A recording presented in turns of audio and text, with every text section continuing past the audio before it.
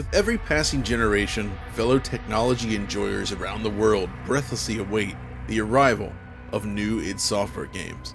While the id of today largely differs from its origins, the mission remains the same: to produce beautiful visuals at blistering frame rates, and its latest work is no exception.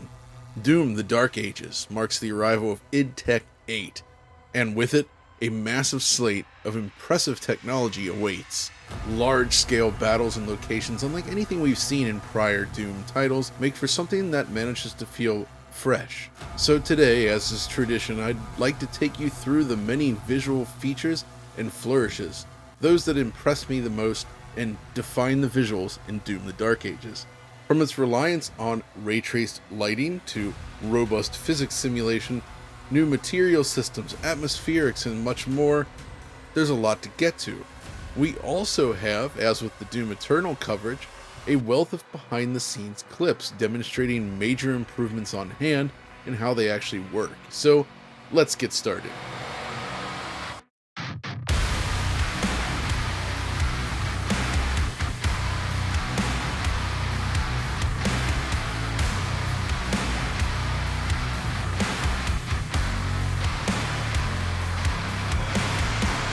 One of the things I really appreciate about modern id Software games is the willingness to experiment and pivot. While the fundamentals are largely similar, shoot, pummel, and otherwise vanquish demon hordes, the way in which this is achieved varies dramatically from game to game. Doom Eternal, for instance, is very different compared to the 2016 reboot, and this is also true of Doom: The Dark Ages, which shifts to a different style of play in larger, more open areas with significantly higher enemy counts and unique new mechanics. I'll share my thoughts on that aspect of the game later, but the key here is that it's this desire to change the formula that ultimately helps drive its underlying technology. Fundamentally, id Tech 8 was designed to support this game very specifically, which means it needed to support these larger maps, more on-screen enemies, and all the other major changes to the way the game is lit and designed on the back end. When it comes to major changes from id Tech 7, the most impactful stems from its shift to fully ray-traced lighting. But beyond the obvious, ray tracing is also used for other techniques and to improve the development experience. So, similar to Indiana Jones and the Great Circle, the headlining feature here is ray-traced global illumination. This allows for light sources to directly and indirectly light the surrounding space, creating these beautiful, realistic, natural, ambient shadows and light. Unlike Doom Eternal, The Dark Ages features a lot of soft lighting from the skies above, rather than the high-intensity electric lights everywhere. As a result, the game has a very different, more natural appearance. Let's demonstrate using this clip here. First, note that The Dark Ages uses an irradiance cache in probe volumes, as you can see visualized here. But let's go ahead and toggle the lighting features themselves, and as we do so, pay close attention to how it influences the game's lighting. Without bounce lighting, only that which falls directly within the light source's influence appears lit. But when enabling RTGI, the light now bounces around the room, filling the space realistically. It's all dynamic. Alright, let's check this out from a different viewing angle around the back of this statue here. This time we'll leave light scattering enabled. Note how the rear of the statue here is lit entirely indirectly. Without indirect lighting enabled, it's basically pure black. It's the same here in this scene where disabling indirect lighting bathes the world in shadow.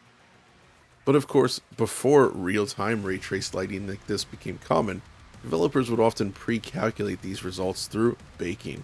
This technique meant that world lighting was much more static, or required some major sacrifices, and the actual iteration and build times within the editors themselves were much, much slower.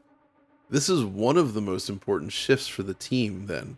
Speaking with Billy Kahn, director of engine technology at id, Billy noted that the ray tracing essentially allowed them to shift to a what you see is what you get model, or WYSIWYG as they call it. This means when using id Studio, artists can adjust lighting directly in the editor and see those results instantly. This is very similar to working with Lumen GI within Unreal Engine 5, of course, but it basically makes the artist's life a lot easier. You can see, for instance, how a light placed in this specific position influences the overall light levels and colors in this room. This is something that would previously require baking to even preview it, so it saves a lot of development time and allows the team to work at a much larger scale. It basically takes the guesswork out of things. You don't have to place a light, bake it out, and wait to see the results. It's now just instant. Beyond the ray-traced global illumination, however, when played on PC, players also have access to ray-traced specular reflections, much like Doom Eternal. The result is good, but the game features a much higher concentration of rough materials, so it's a lot less noticeable than Doom Eternal's shiny wonderland of pain. It most often appears in things like puddles or specific types of shiny materials, because there are a few in this game. SSR is still layered in, mind you, but the RT reflections look excellent. Beyond this, ray tracing is also used for things like impact effects and footsteps. When talking about hit impacts, for instance, I'm speaking about things like the decals that appear on models as you shoot them with your weapon. While the game still uses a specific collision mesh for determining where the shot hits as far as damage values are concerned, ray tracing helps determine the most accurate position when rendering these decals on the models, so the extra precision is leveraged just to improve these types of effects. Then there's the fully ray-marched volumetric effects. From the clouds to the fog and more, the game now leans heavily on these ray-marched volumetrics, lending the game a thicker atmosphere. You can see it in action here in this shot. The technique isn't new per se, but it's still rather uncommon, and it's producing some seriously stellar results here. In this shot, you can see how easily the artist can essentially just paint these clouds into the scene. You can create a fast-moving cloud layer a la Quake, variable cloud cover, and shapes, as well as just generally creating these beautiful images. These large outdoor spaces essentially necessitated a move towards a more robust system, and it does work very well. They also use it during this intro cutscene. When the clouds split apart after launching the Slayer down to the planet's surface, that's not a pre-calculated effect, that's actually being done using these ray-marched volumetrics. While on the subject of lighting and shadow, the Dark Ages also makes use of two other depth-enhancing features: SSDO for ambient occlusion and parallax occlusion mapping. Both of these increase surface depth and complexity, like this. While the RTGI solution is indeed very effective, it still has some limitations compared to using a full path tracer, which definitely necessitate the use of a screen space solution like SSDO, but in this case, it's used for both direct and indirect situations. Shadows are applied in the correct direction per local light source, making it more effective overall. Of course, you also know we're big fans of parallax occlusion maps here, and yeah, they're used everywhere in Doom the Dark Ages. Speaking of such effects, this brings up the game's more robust and flexible material system. Designers can now combine up to 8 bespoke, physically based material layers on a single surface. This allows them to create more complex composite materials while also keeping the memory footprint in check, since you can create complex looking surfaces using a multitude of smaller textures. One of the key benefits to this system is how said surfaces can reveal underlying materials based on how you interact with them. So if you unload a shotgun on a wall, for instance, the underlying structural material is revealed as the top layer is destroyed, and chunky parallax occlusion mapping helps create that impression of actual damage to the surface. See what I mean? It can also be used in situations like this where I'm basically just shooting the mud here, which is causing it to disappear, allowing the puddles to expand around it. Basically, it's almost like a deformable surface at this point. All of these surfaces are designed to be reactive to your actions, and this goes beyond a traditional decal system, I feel. The combination of more advanced decals and the material composition layers just adds a lot to the presentation. And frankly, so do the physics, which are another major component of the visuals in the Dark Ages, but it's a complex collection of systems that all work in tandem to create the effect. So I mentioned this in my preview, but my favorite addition is the inclusion of breakable objects like these shacks in the first Siege mission.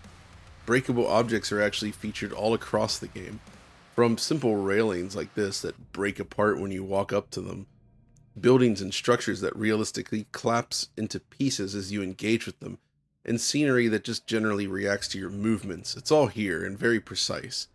You shoot individual chunks and pieces out of an object, for instance, it'll break apart and then collapse under its own weight.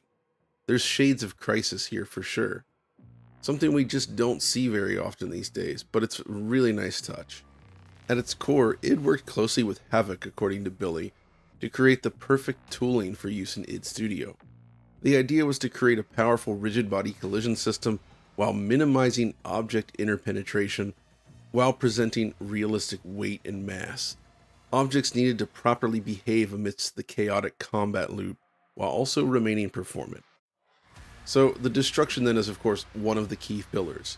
It's also optimized to run on the GPU, and we'll actually have a lot more information on this later in an upcoming interview, but one of my favorite details about this is just how well the weight of the Slayer is communicated.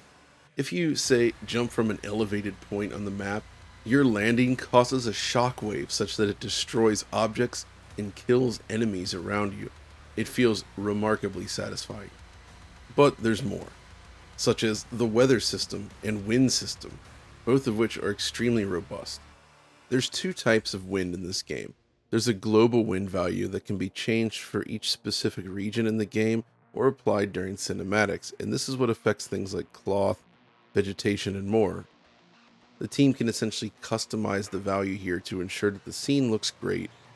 But there's also a local wind system, which is computed around the character specifically, and this relies on a real-time 3D fluid simulation, which can produce some dazzling results.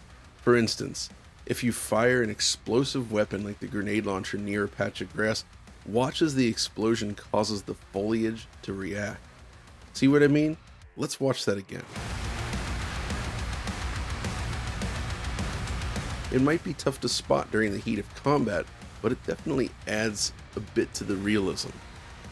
On top of this then, it also features a robust cloth simulation. So things like the flags in the game, the Slayer's cloak, and more are all included in this wind simulation. It seems like the idea here was to create a very cohesive system that made everything feel alive and consistent across the board with these secondary animations. When combining this with already discussed atmospheric effects, fog volumes, and weather, I'd say they achieved their goal. The very first stage, for instance, takes place during a heavy rainstorm and everything just comes together beautifully. I absolutely love the rain in this game. It's one of the best I've seen in a long time. Of course, this needed to extend across the game's entire world, so they introduced a new water surface simulation as well, allowing proper ripples and reactions in bodies of water. I'm a sucker for effects like this. I mean, it's nothing new per se, but it's always great to see in action, and it looks really great in this case. There's also areas where you can swim under the water with some nice full screen ripple effects, and there's even long distance vista shots with waves crashing against the shore. It looks awesome. The key here though is that all these systems combined allow the team to create environments that feel very different than what's come before. Their prior two games were all about high contrast and bright lights. The inclusion of ray tracing, new atmospheric effects, and all that enabled the team to create something that looks more subdued with a darker tone, free from the usual visual limitations associated with this style. It's fun to think about just how far they've come since Rage on PS3 and 360. That game was extremely static in terms of its visual presentation, whereas Doom Eternal is now full of life. So much animation, so much movement, and all the lighting is fully real time, not to mention all the destructibles. Plus, all of this is depicted at a much larger scale.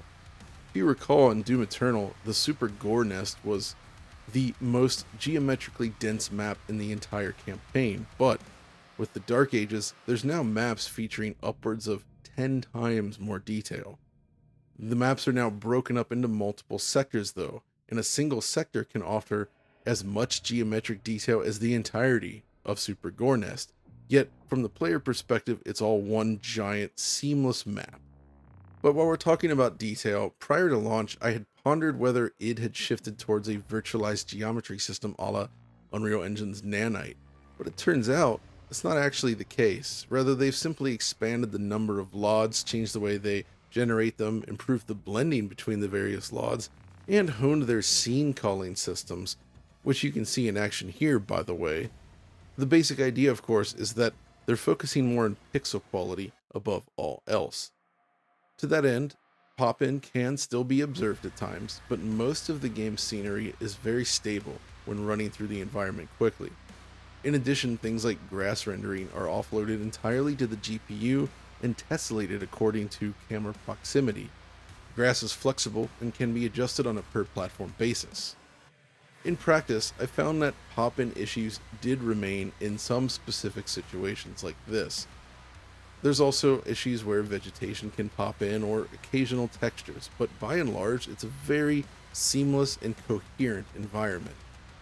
Since we're talking about these large maps though, another key improvement stems from the addition of a proper data streaming system. Prior id Tech games generally needed to store the map in memory upon loading, but now everything is broken up into these sectors, which means that less data is needed at runtime when initially loading a mission, right? As a result, the loading times for this game are so fast that it's actually among the fastest I've seen this entire generation. It's so fast that I almost question the inclusion of loading screens at all. It's that good. This also has gameplay implications. It means that when you die, the time to continue is very short, which makes you want to keep trying again, something key for the higher difficulty levels. On top of all this, in my tests on 2 different PCs, I never encountered a single stutter or hiccup during play. There's no lengthy pre-compilation step, and yet there's still no stuttering. Also, no traversal stutter or any of those other usual flaws we see in PC releases. It's virtually flawless at this point. That said, this specific video is not focused on actual performance numbers. That's something Alex has coming in his video very soon. But I did want to at least mention that I played and captured this game primarily on a Razer Blade 16 laptop since I'm on the road. This one uses a mobile 5090 GPU, but that's more in the 5070 class in terms of how it compares to desktop GPUs. When using it with the built-in 240Hz screen with multi-frame gen, I was able to enjoy the game at the highest detail levels with DLSS quality while still hitting around 240 FPS. Without frame gen though, I could still get 80 to 90 FPS at those settings on this machine. But again, this is not a video focused on performance statistics. I just wanted to share my positive experience on that front. But okay, let's move on to our next point of discussion. This time, the enemies themselves. There's multiple cool elements in play here that make for some responsive animation work, great hit reactions, and interesting behaviors. So to demonstrate this, I opted to drop the game speed down to 50%, allowing you to observe everything in slow motion. The result? Chaotic beauty. Obviously, there's the individual animation. Characters move with proper weight, shifting that weight as they change direction. The way they storm onto the battlefield in these huge numbers feels epic and grandiose. In addition, as you kill them, the way they stumble, fall, and react to your weaponry is very satisfying and highlights the excellent secondary animations as well, like the dingle dangles attached to their waists here. It also highlights the rather expressive gore system, shall we say. Basically, as you unload on foes, their flesh breaks away in a shower of blood, leaving exposed bone and sinew visible below the surface. It feels rather dynamic this time as a result, in addition to those aforementioned precise decals. This is a detail that a lot of games still don't get quite right. I especially love how this enemy's momentum carries him forward after blasting as he trips and stumbles to his death. Just look at that. Seriously, let's look at that again. It's really, really good looking, I think. It just makes a big difference in terms of communicating the sheer impact of the Slayer on his foes. In addition to this, the engine can now support many, many more enemies on screen at once. It's the first modern Doom game that actually manages to get reasonably close to capturing those original Doom games in terms of sheer numbers. Remember, those games use sprites. The shift to polygon graphics back in '96 put massive limitations on this, but that is now in the past. So to summarize up to this point, id Tech 8 supports larger levels, tons of new visual effects, stunning ray trace lighting across every platform, additional features for PC users such as RT reflections and higher settings, huge numbers of enemies, advanced physics and damage modeling, virtually zero loading times, and buttery smooth performance. Oh, and like Doom Eternal, it supports HDR, though it doesn't get as insanely bright as it did in Eternal, something that might be down to the darker hue they're aiming for. Speaking of that, I'd be remiss if I didn't mention the cutscenes. Now yes, they've included more story sequences in Doom, and on paper, it doesn't sound like a great idea, but in reality, I actually really enjoyed them.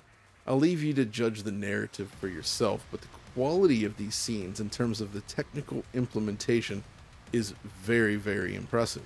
A gigantic leap forward from prior id Software titles.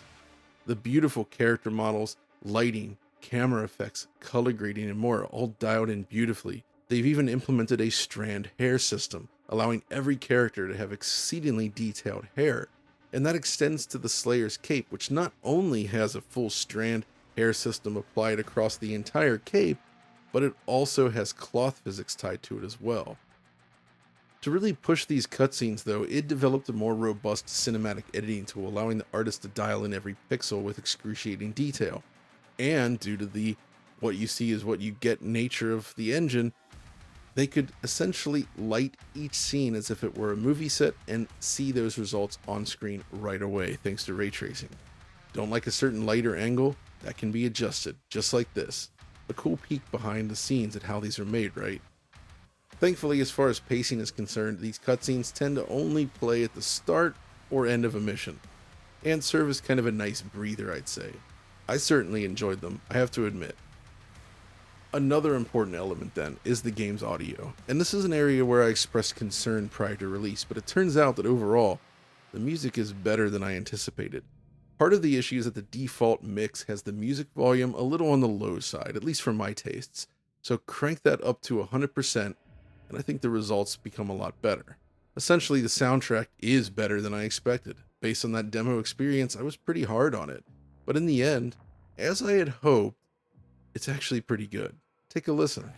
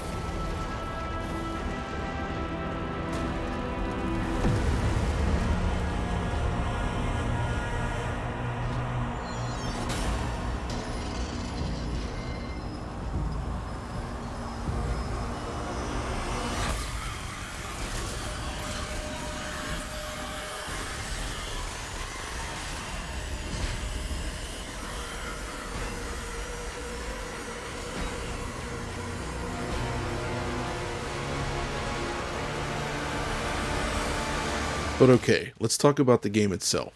So this is an interesting one, as fundamentally it's a very different beast compared to the last two entries. The whole stand and fight thing basically means the flow of combat differs as you're ultimately less mobile, but that doesn't mean you don't have a lot of movement options. While it's still a little slow at first, once you have full access to your arsenal, it really takes off. The second half of the game, which I haven't shown much of in this video by the way, really is good stuff. There are elements here that remind me of bullet hell shooters as well. Obviously there's the projectiles which we saw in the preview, but there's also things like, say, these shield guys that come in a group. You'll quickly learn that taking them out involves slamming your shield into them after warming up their shields. They blow up and take out surrounding enemies as well. So ultimately it becomes about comboing your attacks to take out larger groups faster. And of course, there's also identifying threats and tackling them appropriately. You need to understand how enemies attack and which ones are most dangerous. The difference here compared to Eternal is just the way you deal with them. The weapons are all rather different overall, and the glory kill system, while not completely removed, is drastically altered. Essentially, it does not take control of you before when you engage it. That said, having just played through Doom Eternal again in Nightmare, it sort of reignited my love of that game. I was a little harsh on it in the preview video, but honestly, it's really darn good. I haven't yet decided if I like Dark Ages as much as Eternal yet. I can only say that once I go for a proper Nightmare run, but for video creation purposes I was stuck using a gamepad while playing on default difficulty mostly. I would say that in terms of quality though, Dark Ages is at least on par. Then there's the Atlan and Dragon missions, essentially, which I do feel are kind of distractions to some degree, but still a lot of fun. It does alter the flow of the game in a way that doesn't happen in Eternal, but at the same time, it is enjoyable. In fact, the Dragon missions remind me of something from Halo. Flying from hotspot to hotspot, then hopping out to deal with enemies on the ground. There's a lot of cool visual treats in those stages as well. It is not, however, the chief focus of the game. Still, I can tell even at this point, having replayed several of its missions multiple times, that it's going to occupy a place similar to other id Software games. I will return to this time and again for years to come. The moment you take control of the Slayer, for instance, it's immediately clear that it just feels better than nearly every other shooter on the market. The controls are virtually flawless. So yeah, overall, I'm very happy with Doom Eternal, and pleased to see that id Tech itself is still delivering. This studio knows what it's doing. While 60 FPS has become much more common this generation, it's still amazing to see a game doing so much high-end rendering and physics while filling its gigantic stages with hordes of enemies, all while delivering a near perfect 60 FPS. Go check it out.